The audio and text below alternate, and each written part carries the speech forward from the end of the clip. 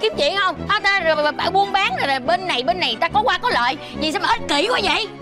Dạ thôi anh chị bình tĩnh. Bây giờ em muốn uống cà phê thì em bưng cái tô qua bên kia nha. Ê, đứng lại. Quán cà phê làm gì mà bưng cái hủ tiếu này qua? Trời ơi, quán của tôi là trong sạch vững mạnh. Tự nhiên cái bỏ cái này vô nè, có dầu mỡ này kia ha. Còn ai biết ổng nêm cái gì, ăn vô rồi lỡ chúng được rồi đổi thừa tôi sao? Ê, đừng có nói tôi bậy bạ nha. Anh Hoàng ở đây là đi kiểm tra đàng hoàng sạch sẽ hợp vệ sinh người ta mới cho bán nha. Đừng có nói ăn vô trúng thực rồi khách người ta. Cuộc kiểm tra mỗi ngày hả? Có ngày này ngày kia chứ. Ủa cái này cái kia nhưng mà người ta kiểm tra đàng hoàng sạch sẽ. Bây giờ muốn sao? Muốn ăn á thì ngồi đây. Muốn uống á thì qua bên này. Muốn đèn bờ thì vô phòng.